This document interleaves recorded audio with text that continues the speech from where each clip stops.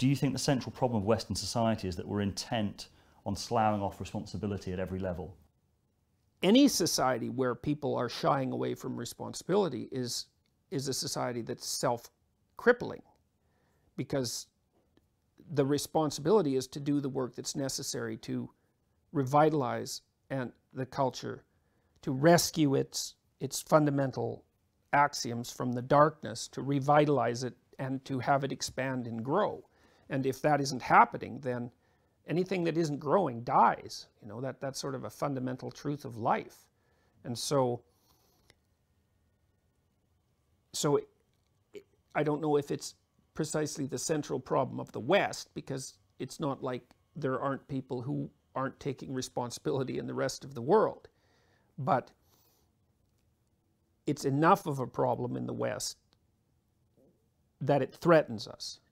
And I think that's particularly felt by young men. I think the reason for that in part is that the direction for young women in some sense is more obvious, both culturally and biologically.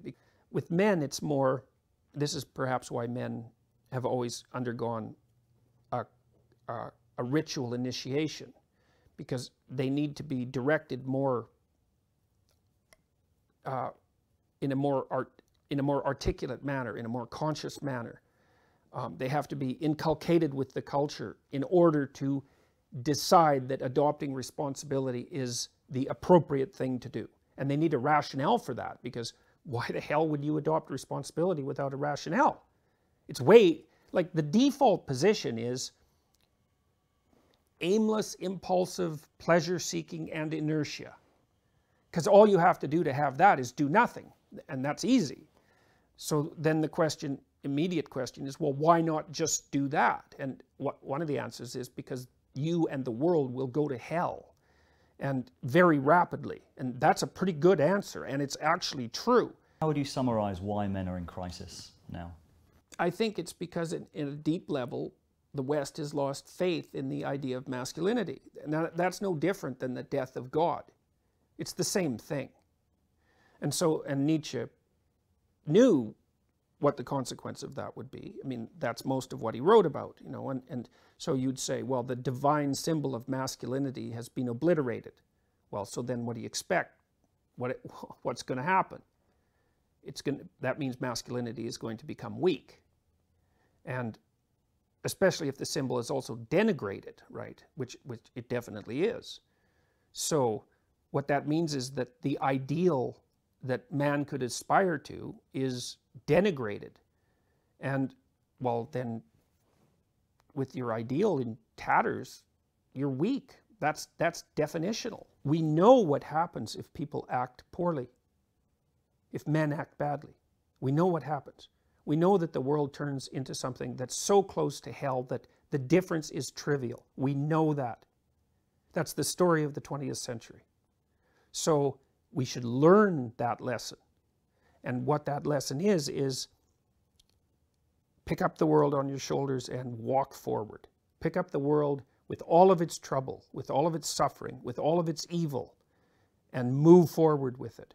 And in bearing that burden, learn that you're the sort of creature that can bear that burden and therefore deserving of respect. That's identification with the Logos. And I've never encountered an idea that's better than that, because it's so not naive. It's the opposite of naive. It's like there's terrible evil and there's terrible suffering. It's bottomless. But the human spirit is capable of voluntarily taking that on as a challenge. Well, it's worth a try. And that's where we get meaning. Yes, exactly. That's the positive meaning. That's the positive meaning. That's the world-affirming meaning, you know, and that's self-esteem, let's say, you know, which is very poorly characterized. It's very shallowly characterized, because it usually doesn't involve any sense of responsibility. But, you know, it's obvious. It's obvious in some ways. If you look at the people that other people spontaneously respect, unless they've become unbelievably cynical, it's the people who adopt responsibility and deal with it competently. So it's not a mystery that that would be what you could aspire to. Now, it gets undermined if you feel that that force of responsibility is the raping and pillaging patriarchal culture that's despoiling the natural environment and that's equivalent to a cancer. Well, you know, no.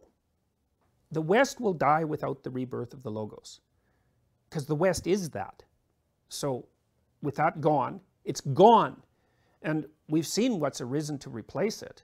Well, there's fascism, there's communism, and then there's the New Age mess, because it's a mess.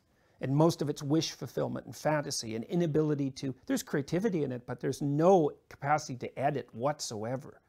There's no coherence. And so that stuff's so weak that anyone with any commitment can just push it aside. And there's no justification for the Marxism or for the fascism. It's like, we already had that experiment. Could you describe what you mean by the rebirth of the Logos then, in that context? Well, it's part of it is taking voluntary responsibility for the appalling conditions of your life, essentially, that you're a suffering creature that's mortal, right? And that you're the locus of evil, both of those things. And that it's your response, that your life is about responsibility, and it's your responsibility to voluntarily accept that, and then to do what you can about it, even though it's, in some sense, you know, it's an enterprise doomed to failure in some sense, because you're going to die, and the world is a carnage, a place of carnage. But that you can accept that. And if you can't accept it, then what that means is that you're not integrated enough. Because if you're integrated enough, then you can accept it. It's like the test of the integration.